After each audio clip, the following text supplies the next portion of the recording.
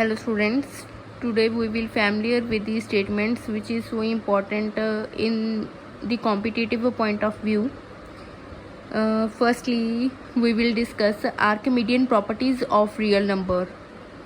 Archimedean property क्या है, क्या दिया हुआ है, if x is a positive real number, मतलब x हमें दिया हुआ है कि एक पॉजिटिव रियल नंबर है, ठीक है, रियल नंबर है बट पॉजिटिव रियल नंबर है, okay, and y is any real number की y कोई भी रियल नंबर हो सकता है, मे बी इरेशनल हो, इरेशनल हो, इंटीजर हो, नेचुरल नंबर हो, होल नंबर हो, कुछ भी हो सकता है, ठीक है, पर x हमने क्या लेना है कि पॉजिटिव रियल नंबर लेना है, जबकि y हमने कोई भी रियल नंबर ले लेना है, चाहे वो नेगेटिव हो चाहे वो पॉजिटिव हो.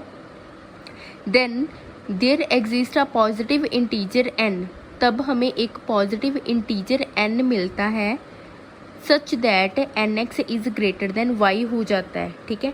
हमें क्या दिया हुआ है कि x हमें एक पॉजिटिव रियल नंबर दिया है, y कोई भी हमें रियल नंबर दिया है, देन हमें एक पॉजिटिव इंटीजर n मिलता है जिसकी वजह से N X greater than Y हो जाता है, ठीक है.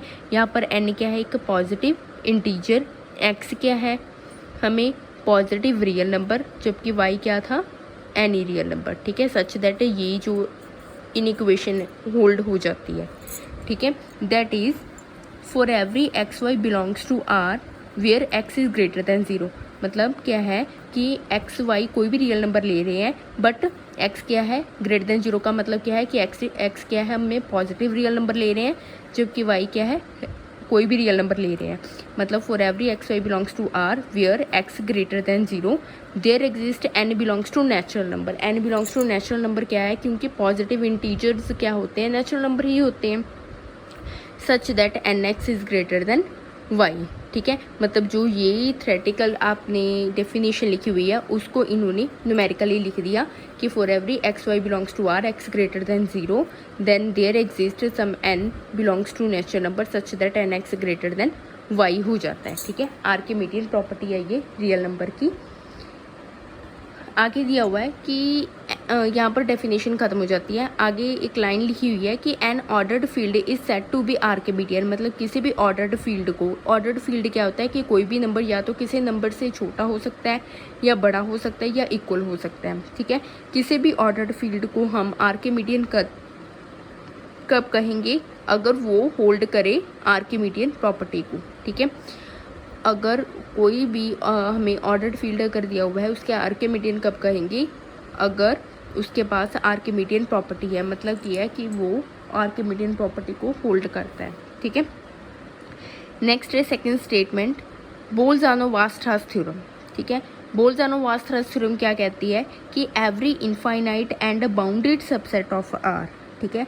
मतलब क्या है कि ये जो आर डाला हुआ है ना, ये रियल नंबर का है, इसके आगे एक लाइन दी हुई है ना, ये पर्टिकुलरली एक रियल नंबर सेट को रिप्रेजेंट कर रहा है कि every infinite and bounded subset of R, ठीक है, कि रियल नंबर का इनफाइनाइट भी हो और साथ में बाउंडेड भी हो. एक तो इनफाइनाइट है, साथ में क्या है बाउंडेड है.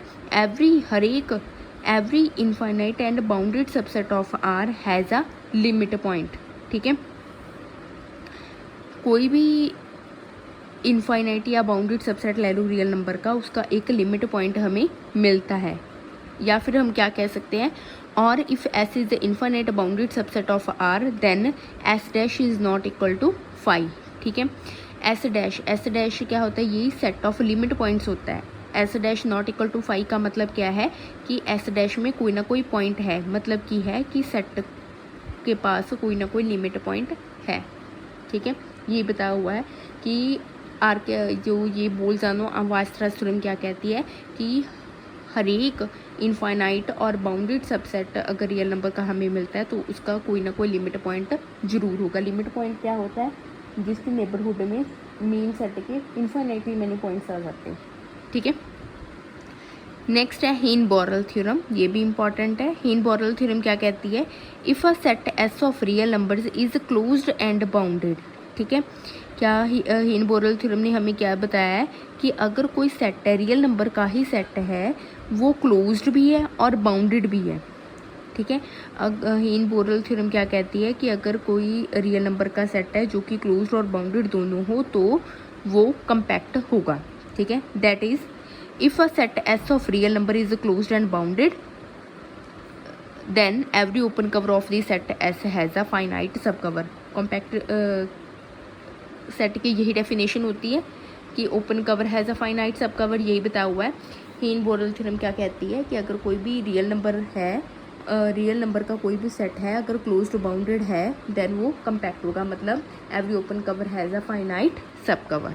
ठीक है, नेक्स्ट स्टेटमेंट है हमारे पास रोल्स थ्योरम की। रोल्स थ्योरम क्या कहती है, let F is a continuous function on closed interval A B and differentiable on the open interval A B, कि अगर फंक्शन कॉन्टिन्यूस है क्लोज्ड इंटरवल ए बी पर, ठीक है, एंड मतलब कोई भी फंक्शन क्लोज्ड इंटरवल पर क्या हो, कॉन्टिन्यूस हो, and differentiable on open interval A B, मतलब कि कोई भी function closed interval A B पर कॉन्टिन्यूस हो, ओपन इंटरवल ए बी पर डिफरेंशिएबल हो, and F at the point A equal to F at the point B अगर हो जाए, देन एक पॉइंट हमें C belongs to open interval A B, मतलब ए और बी को छोड़कर इस ओपन इंटरवल में हमें एक सी पॉइंट मिलता है, सच दैट एफ का डेरिवेटिव उस पॉइंट पर क्या आता है, ज़ीरो। ठीक है, क्या दी हुई है रोल्स थ्योरम कि अगर फंक्शन कॉन्टिन्यूस है क्लोज्ड इंटरवल ए बी पर एंड डिफरेंशिएबल है ओपन इंटरवल ए बी पर, एंड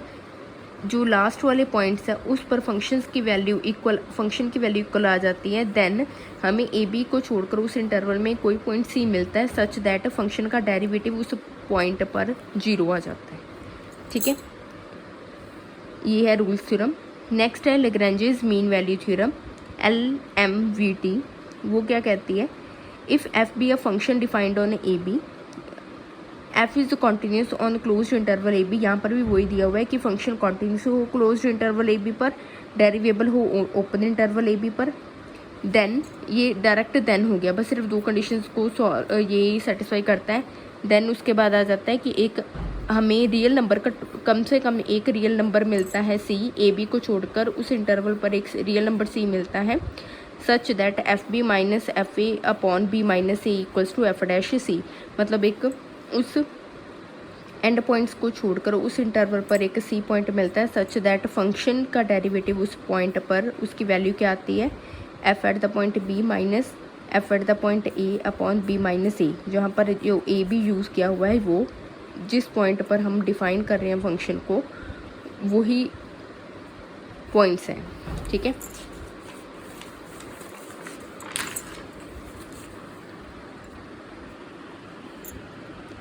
नेक्स्ट है fundamental theorem of calculus. Fundamental theorem of calculus क्या कहती है, the fundamental theorem of calculus is a theorem that links the concept of differentiating a function with the concept of integrating a function। ठीक है, fundamental theorem of calculus कौन सी theorem है जो कि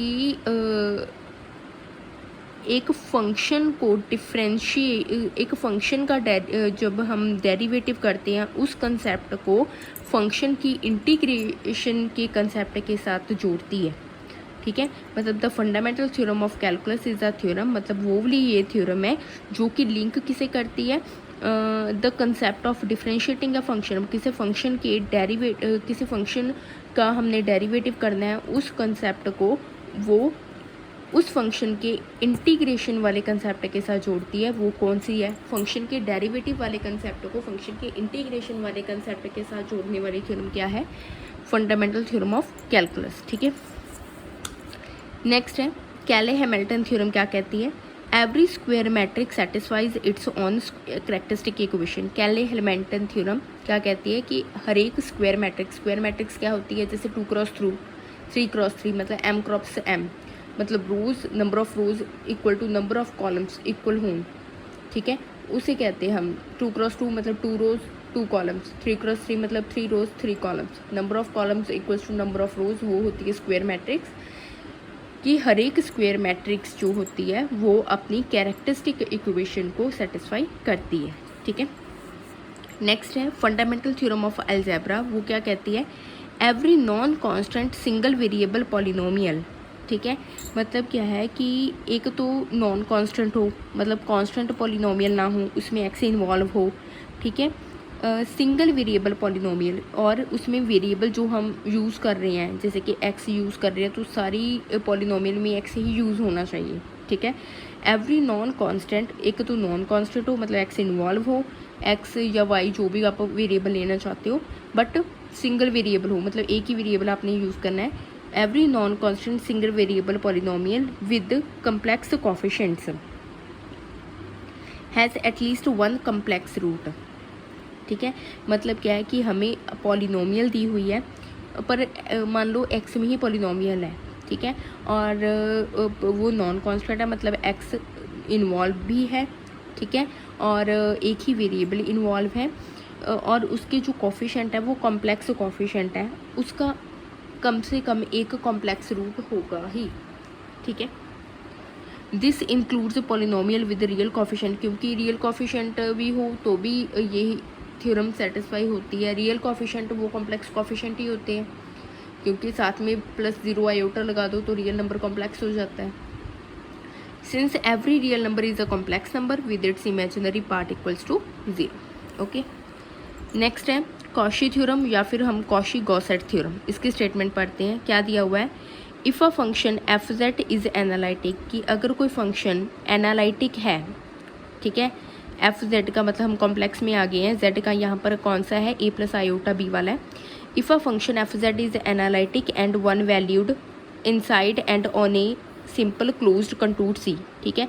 मतलब अगर कोई फंक्शन एनालिटिक है, कहाँ पर, कर्व के अंदर भी और बाउंड्री पर भी, ठीक है, then function integration F Z D Z equal to 0। मतलब क्या है कि इंटेग्रल सी यहाँ पर क्या है, कंटूर, ठीक है, एफ जेड मतलब अगर फंक्शन एनालिटिक है अंदर भी और बाउंड्री पर भी, अगर फंक्शन एनालिटिक है देन इंटीग्रेशन की वैल्यू क्या आ जाती है, 0। ये कॉशी थ्योरम कहती है, कॉशी गोसेट थ्योरम या कॉशी थ्योरम ये कहती है कि अगर फंक्शन एनालिटिक है देन उसकी इंटीग्रेशन की वैल्यू क्या आ जाती है, 0।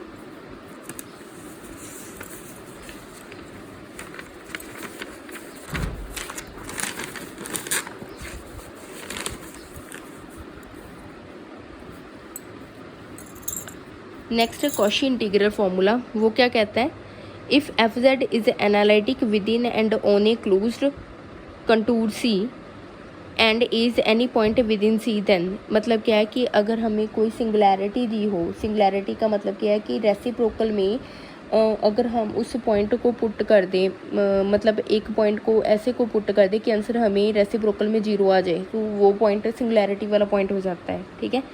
सो क्या कहती है कि then F at the point A equal to 1/2 pi iota integral F Z upon Z minus A D Z, ठीक है। ये कॉशी इंटीग्रल फॉर्मूला हम एज इट इज ही करेंगे। यहाँ पर एफ जेड क्या देता है, क्या दिया हुआ है कि फंक्शन क्या है, एनालिटिक है विद इन मतलब अंदर और बाउंड्री पर, ठीक है। ए कोई भी पॉइंट है अंदर, ठीक है, फंक्शन एनालिटिक है अंदर और बाउंड्री पर, ए कोई भी पॉइंट है बाउंड्री सॉरी विद इन अंदर है, देन कॉशी इंटीग्रल फॉर्मूला क्या है, F at the point A equals to 1/2 pi iota integral C F Z upon Z minus A D Z, ठीक है। नेक्स्ट है लाइवली थ्योरम। क्या कहती है, if a function F Z is analytic for all the finite value of Z and is bounded then F Z is constant. क्या कहती है Liouville theorem कि अगर फंक्शन एनालिटिक है एंड बाउंडेड है, फंक्शन क्या होगा, कांस्टेंट। फंक्शन एनालिटिक और बाउंडेड अगर दोनों है देन फंक्शन क्या होगा, कांस्टेंट, ठीक है। नेक्स्ट है मोरेरा थ्योरम। इसे हम कन्वर्ट्स ऑफ कॉशी थ्योरम भी कहते हैं। कॉशी थ्योरम ने हमें क्या रिजल्ट दिया था कि अगर फंक्शन एनालिटिक है देन इंटीग्रेशन की वैल्यू क्या आ जाएगी, 0, ठीक है। अब क्या कह रहे हैं हम, मोरेरा थ्योरम। मोरेरा थ्योरम क्या है, कन्वर्ट्स ऑफ कॉशी थ्योरम। क्या कहती है, if f z is continuous in a simply connected domain D and if integral c f z equal to 0 where c is any rectificable Jordan curve in D then f z is analytic in D, ठीक है।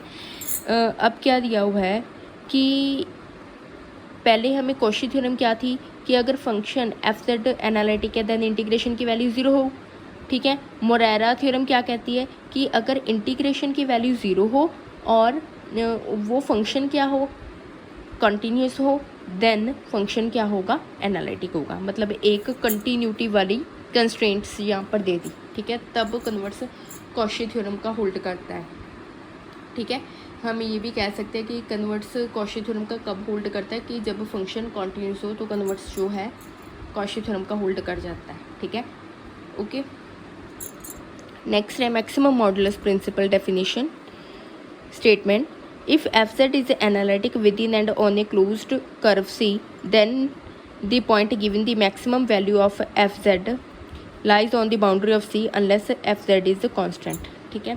क्या दिया हुआ है कि maximum modulus principal क्या दिया हुआ है कि अगर फंक्शन अंदर और बाउंड्री पर अगर एनालिटिक है, देन फंक्शन की मैक्सिमम वैल्यू बाउंड्री पर ही होगी, ठीक है। अगर फंक्शन एनालिटिक है अंदर भी और बाउंड्री पर भी, देन फंक्शन की जो मैक्सिमम वैल्यू होगी वो बाउंड्री पर होगी, पर फंक्शन कांस्टेंट नहीं होना चाहिए, क्योंकि अगर फंक्शन कांस्टेंट होगा तो सब जगह ही वो ही वैल्यू देगा, तो सब जगह ही उसकी मैक्सिमम वैल्यू होगी। यहाँ पर क्या कहा हुआ है कि अगर फंक्शन एनालिटिक है अंदर और बाउंड्री पर, ठीक है, तो फंक्शन की जो मैक्सिमम वैल्यू होगी बाउंड्री पर होगी, पर फंक्शन कांस्टेंट नहीं होना चाहिए, ठीक है। Next Schwarz lemma. यहाँ पर क्या दिया हुआ है कि let fz be analytic in a domain D defined by z mod less than r, ठीक है। हमें यहाँ पर सर्कल दिया हुआ है with radius r and centre 0।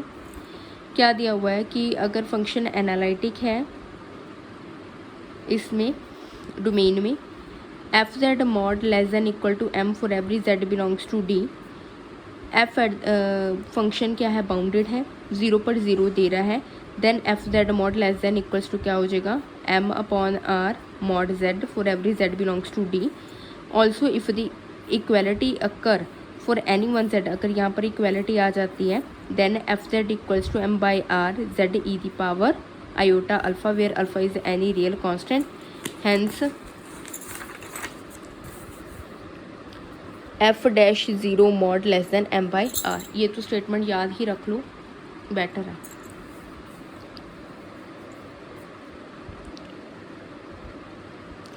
Next open mapping theorem क्या कहती है कि U is a domain of the complex plane C and F from U to C is a non constant holomorphic function. Holomorphic function क्या होता है, analytic function ही होता है। कि अगर हमें F from U to C मतलब एक एनालिटिक फंक्शन दिया हुआ है, then F is an open map, that is it sends open subsets of U to the open subsets of C, ठीक है। क्या दिया हुआ है कि अगर हमें f from u to c मतलब ये एनालिटिक है और नॉन कांस्टेंट एनालिटिक फंक्शन है, ठीक है।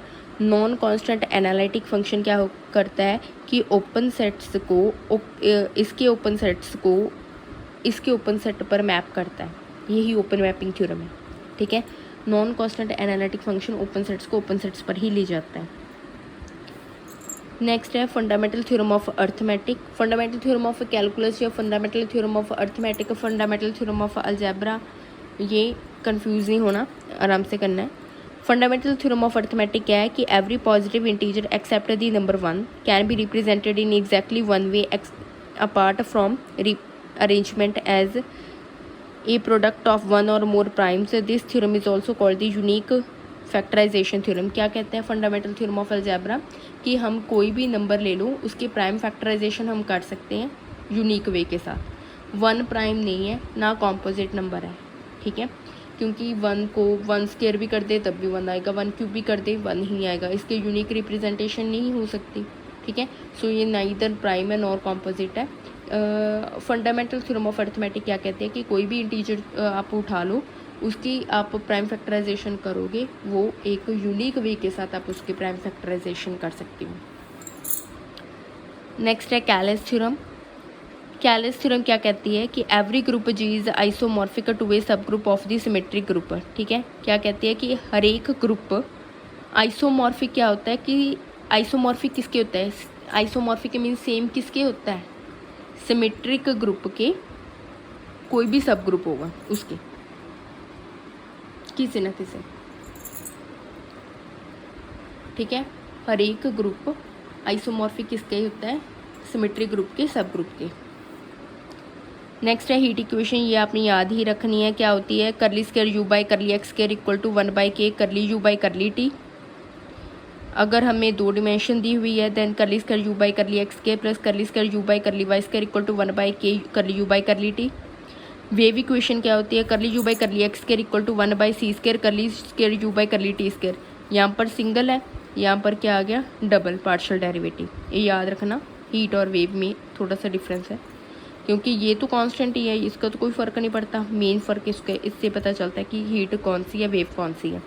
लैप्लेस इक्वेशन क्या होती है, del square you by zero. Del square क्या होता है, वही curly square by curly x square plus curly square by curly Y square. यहाँ पर क्या आ जाएगा, यू साथ में है ना, curly square you by curly x square plus curly square you by curly Y square equal to 0। Next है multiplication theorem of probability, क्या है, if A and B are two independent events then the probability that both will occur is equal to the product of their individual probabilities। ठीक है, हमें अगर 2 independent events दिए हुए हैं, ठीक है, देन उनके साथ में अक्कर होने की प्रोबेबिलिटी क्या होगी, मतलब प्रोबेबिलिटी ऑफ A B क्या होगी, probability of A into probability of B। ठीक है, उनकी इंडिविजुअल प्रोबेबिलिटी का प्रोडक्ट होगी। ठीक है,